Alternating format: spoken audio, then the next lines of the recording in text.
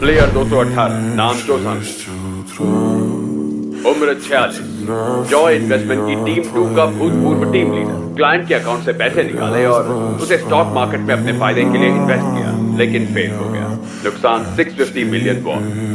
तू करोड़ों में खेलेगा, जाकर अपनी माँ को सब कुछ बता दे, नई शुरुआत कर। पर कहां से लाऊंगा 6 बिलियन वॉन? 6 बिलियन?